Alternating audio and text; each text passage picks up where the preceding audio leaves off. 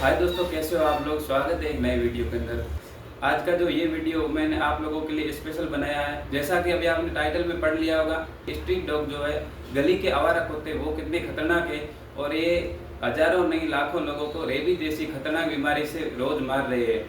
और रेबीज एक ऐसी खतरनाक बीमारी जो आपको भी पता होगा कि ये एक लाइलाज बीमारी है जिसका कोई इलाज दुनिया भर में नहीं है। बहुत सारी बीमारियों का इलाज है, उसको सही कर सकते हैं, लेकिन रेबीज को कभी ठीक नहीं किया जा सकता। रेबीज का सिर्फ एक ही इलाज है। अगर किसी इंसान को रेबीज से छुटकारा पाना है तो उस इंसान को ये दुनिया ही छोड़नी पड़ेगी। रेबीज जैसी लाइलाज बीमारी की वजह से लाखों लोग अपने परिवार के सदस्यों को खो रहे हैं। पिछले 2 सालों में रेबीज के केस डबल हो चुके हैं, जो कि एक बड़े खतरे का कारण है। आज का ये वीडियो स्पेशल होने वाला है क्योंकि इस वीडियो के अंदर हम स्ट्रीट डॉग जो कि गली के आवारा कुत्ते हैं, वो हजारों लोगों को रोज काटते हैं और सैकड़ों लोग इससे रोज मर रहे हैं और ऐसी बीमारी को पैदा करते हैं जिसका कोई इलाज ही नहीं है और एक इंसान तड़प तड़प कर मरता है। इस वीडियो को पूरा देखना बहुत ही जरूरी है। जरूरी क्यों है वो मैं अभी आपको बता दूं। अगले 2 से 3 मिनट आप पूरा देखो। अगर आपको पसंद आता है तो ही पूरा देखो, नहीं तो ये वीडियो अभी छोड़कर चले जाइए क्योंकि ये वीडियो आप लोगों के लिए नहीं है। इस वीडियो में जो आगे मैं बात करूंगा वो है स्ट्रीट डॉग। इस वीडियो के अंदर आगे मैं क्या बोलने वाला वो मैं यहीं पे बता दूं ताकि आपको आगे पूरा देखने की जरूरत ना पड़े। आपको लगता है कि ये चीजें हमारे काम की है तो ही आप आगे देखना।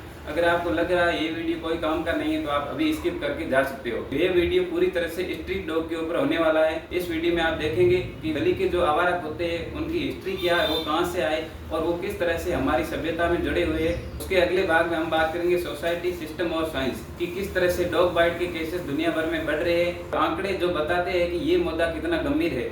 उसके अगले भाग में हम बात करेंगे कि पॉलिटिक्स और पावर, राजनेता किस तरह से बयान दे रहे हैं और ये मुद्दा कैसे राजनीति और वोट बैंक का हिस्सा बन चुका है। और उसके अगले हिस्से में अपन बात करेंगे कि इंसानों और कुत्तों का आखिर रिश्ता क्या है, क्या इसका इतिहास है, उसको एक डिटेल में समझेंगे। और उसके अगले पार्ट में हम बात करेंगे कि सुप्रीम कोर्ट ने अभी क्या क्या फैसले सुनाए हैं और किस तरह से ये फैसले काम करे और पीसी एक्ट 1960 ये क्या है, इसको एक डिटेल में समझेंगे। और लास्ट में अपन समझेंगे कि इसके समाधान और इसके निष्कर्ष क्या है। तो चलिए इस इन्फॉर्मेटिव वीडियो को शुरू करते हैं।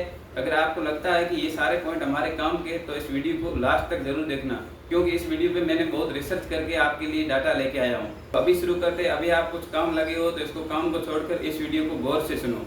आज हम ऐसी कहानी की शुरुआत कर रहे हैं जो हमारे घरों के बाहर, हमारी गलियों में और हमारी जिंदगी का एक हिस्सा बन चुके हैं और ये हमारी जिंदगी के हर कोने में मौजूद है। ये कहानी उस जीव की है जिसे हम रोज देखते हैं लेकिन शायद ही समझ पाते हैं। आज हम बात करें स्ट्रीट डॉग की, जिसे हम देसी कुत्ता भी कहते हैं। भारत में इनकी कहानी जानवरों और इंसानों की नहीं बल्कि जानवरों और इंसानों की हजारों साल पुराने रिश्ते की है। यह कहानी उस जीव की है जो हमारे पूर्वजों का शिकारी साथी था, फिर हमारे गाँवों का चौकीदार बना और अब हमारे शहरों की अजीब दुनिया का हिस्सा बन चुके हैं।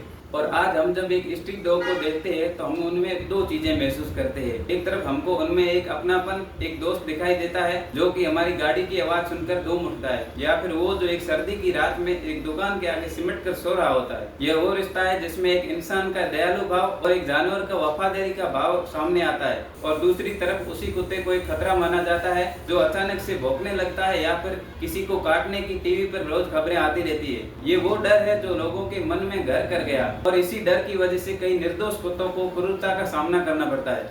आज की वीडियो में हम इन दोनों पर्सपेक्टिव को एक्सप्लोर करेंगे।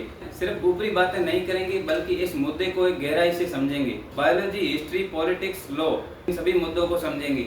हमारा सवाल है कि डॉग आए कहां से? क्या ये विदेशी नस्ल है या फिर इनकी जड़ें इन्हीं मिट्टी की है? इसका जवाब है कि ये कुत्ते हजारों सालों से हमारी सभ्यता का हिस्सा रहे हैं। हम बात करें इंडियन परी डॉग की, जिसे हम देसी कुत्ता भी कहते हैं। यह सबसे पुरानी, शुद्ध और डोमेस्टिक डॉग ब्रीड मानी जाती है। रिसर्च बताती है कि ये डॉग किसी ब्रीडिंग प्रोग्राम का हिस्सा नहीं थे बल्कि ये वे को नेचुरल सिलेक्शन की वजह से आगे आए हैं और वो सबसे ज्यादा सर्वाइव करने वाले और अपने एनवायरनमेंट में सबसे ज्यादा एडेप्ट होने वाले डॉग थे। इसी वजह से इनके जीन्स बहुत मजबूत होते हैं।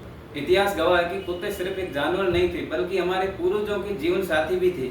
शिकार में साथ, हजारों साल पहले जब इंसान शिकार पर जाते थे तो यही कुत्ते उनके साथ शिकार पर जाते थे।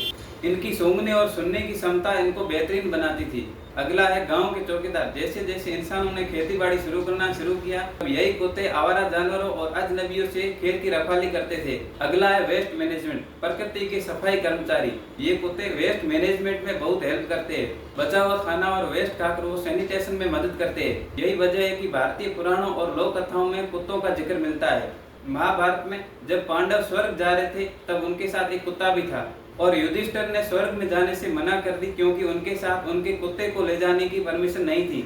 और ये कहानी बताती है कि इतिहास में हमारे डॉग्स की अहमियत कितनी है। आज जिसे हम गली का आवारा कुत्ता कहते हैं, वही हमारी पुरानी सभ्यता का एक हिस्सा भी था। ऐसा साथी जिसने हजारों सालों तक हमारी मदद की। जैसे जैसे शहर बनते गए वैसे वैसे स्ट्रीट डॉग और इंसानों के बीच में दूरियां बढ़ती गई और इसी दूरी ने एक बड़ा मुद्दा खड़ा कर दिया, वो है डॉग बाइट्स। ये सिर्फ एक घटना नहीं है बल्कि एक सोशल प्रोग्राम बन गया है। और डॉग बाइट यानी लोगों को काटने की वजह से लोगों में और भी गुस्सा भर गया है। जब हम वर्ल्ड हेल्थ ऑर्गेनाइजेशन और नेशनल रेबीज प्रोग्राम जैसे विश्व स्तरीय संस्थानों की आंकड़ों पर गौर करते हैं तो एक तस्वीर साफ हो जाती है। WHO का मानना है कि रेबीज से होने वाले अधिकतर केस डॉग बाइट की वजह से होते हैं और रेबीज एक लाइलाज बीमारी है जिसकी वजह से लोगों में और भी डर बढ़ गया है। नेशनल रेबीज कंट्रोल प्रोग्राम के आंकड़ों के अनुसार हर साल लाखों लोगों को डॉग बाइट का सामना करना पड़ता है जिसे कभी अनदेखा नहीं किया जा सकता। और इस मुद्दे पर एक बड़ी पॉलिटिक्स भी चल रही है। इसमें नेता दो तरह से बातें कर रहे हैं। एक साइड के पॉलिटिशियन कुत्तों को मारने, भगाने और उनको शहर से दूर करने की बातें कर रहे हैं। वहीं दूसरी साइड के और दूसरी तरफ के पॉलिटिशियन ये बोलते हैं कि कुत्ते हमारे प्रकृति का हिस्सा है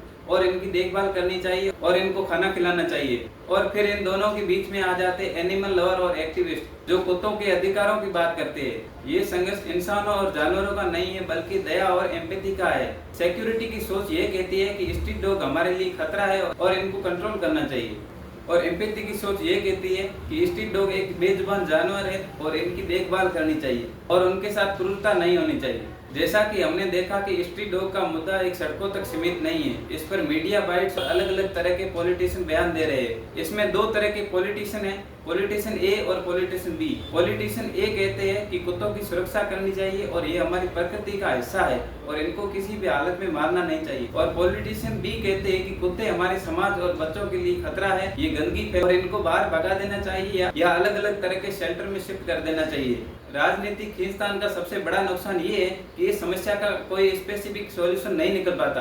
बस इस पर नहीं होती कि animal birth control ABC program को किस तरह सख्ती से लागू किया जाए, बल्कि इस पर होती कि कुत्तों को हटाया जाए या फिर नहीं। और इस तरह के बयान अक्सर समाज में पोलराइजेशन पैदा करते हैं।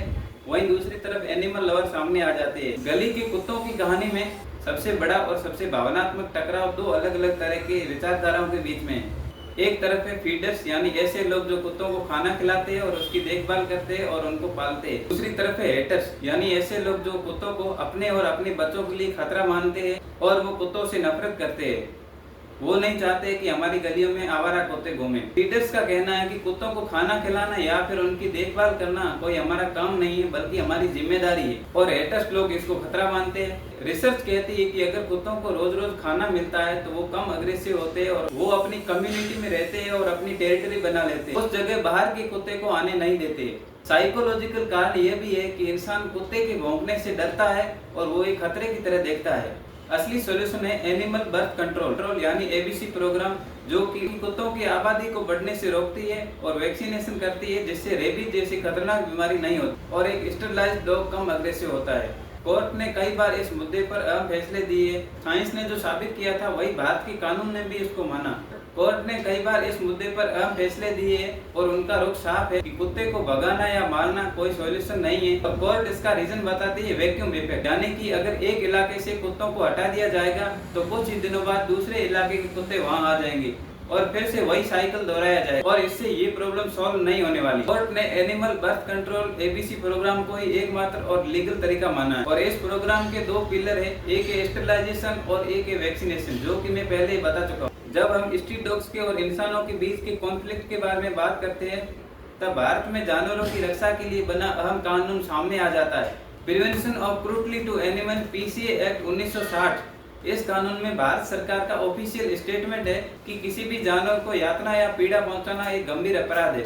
संविधान की धारा 11 में साफ साफ लिखा हुआ है कि किसी भी जानवर को मारना, यातना देना, पीड़ा देना या जरूरत से ज्यादा बाहर को लादना एक गंभीर अपराध है और ये जानवरों के प्रति क्रूरता के अंतर्गत आता है। सरकार और न्यायपालिका ने समय समय पर नए गाइडलाइन जारी किए। Supreme court animal birth control ABC program को सही मानती है। कई लोग इसका समर्थन करते हैं, कई लोग इसके अगेंस्ट हो जाते हैं। इसके बड़े समर्थक एनिमल वेलफेयर ऑर्गेनाइजेशन जैसे पेटा इंडिया और एनिमल एड अनलिमिटेड और कई तरह के संस्थान इस कानून का स्वागत करते हैं। अब बात करते हैं सॉल्यूशन की। इसके लिए animal birth control ABC program ही काफी है, जो काफी इफेक्टिव है और गवर्नमेंट के साथ अपन लोगों को भी सपोर्ट करना चाहिए। पागल कुत्तों और हर तरह के पागल जानवरों से सावधान रहिए, क्योंकि रेबीज सिर्फ कुत्तों से नहीं होता, कई तरह के और भी जानवर हैं जिनसे रेबीज हो सकता है। और आवारा कुत्तों से सावधान रहिए। कुत्तों से इतनी नफरत करने की जरूरत नहीं है, क्योंकि हर तरह के कुत्ते, अगर आपको लगता है कि कोई ऐसा कुत्ता है जो कि बच्चों के पीछे दौड़ा है या आपके पीछे कई बार पीछे पड़ चुका है, तो आप नजदीकी नगर निगम या फिर नजदीकी नगर पालिका से संपर्क करें और वो लोग उस कुत्ते को लेके जाएंगे। और तरह तरह के रेबीज के लिए जो कैंप लगते हैं उनमें आप हेल्प करें। किसी एक पागल कुत्ते की वजह से हजारों कुत्तों को सजा देना ये भी काफी गलत है। अगर आपको लगता है कि एक कुत्ता है जो पागल है, तो आप उससे सावधान रहिए और नजदीकी नगर निगम या नगर पालिका से संपर्क करें। और सिर्फ पागल कुत्तों से सावधान रहें, बल्कि ऐसा ना हो कुत्ते या किसी भी जानवर को राह चलते अपन उसको मार रहे हैं या उसको यातना दे रहे, ये भी काफी गलत है। और इसके लिए आप पे जुर्माना भी लग सकता है, क्योंकि हर वो जीव जो प्रकृति के लिए जरूरी है वही जीव जिंदा रह पाए है। जो जरूरी नहीं होते उनको प्रकृति खुद ही खत्म कर देती है। कैसा लगा ये वीडियो आप लोगों को? अगर थोड़ा बहुत पसंद आया हो तो, अगर आपको सुधार भी चाहिए कि हमको ये स्टोरी में ये समझ नहीं आया, तो भी आप पूछ सकते हो नीचे कमेंट के अंदर। मैं रिप्लाई जरूर करूंगा आप लोगों को। कुछ भी पूछ लो कमेंट के अंदर, कुछ भी लिख लो, कोई आपको मना नहीं है। कुछ भी लिखना चाहते हो तो लिख सकते हो। और वीडियो काफ़ी टाइम लगता है वीडियो के अंदर, क्योंकि मैं सब काम मैं अकेला ही करता हूँ। रिसर्च वगैरह, एडिटिंग वगैरह, जो काम कैमरा वगैरह सब मैं ही करता हूँ अकेला। तो यार टाइम भी कम मिलता है मुझे, काफ़ी और भी काम है मेरे, वो भी करना पड़ता है और इस काम को भी मैनेज करना पड़ता है, तो यार काफ़ी टाइम भी नहीं मिलता है। फिर भी आप लोगों के लिए एक वीडियो लाने की कोशिश करूँगा। मैं नहीं चाहता हूँ कि मेरे वीडियो को ज़्यादा लोग देखें। अगर 10 लोग भी देखते हैं ना तो भी मेरे लिए बहुत है, क्योंकि 10 लोग भी मेरे से कुछ सीख रहे हैं, यही काफ़ी है। लेकिन उससे पहले कमेंट करना नहीं भूलो। मिलते हैं किसी नए वीडियो में, तब तक के लिए जय हिंद।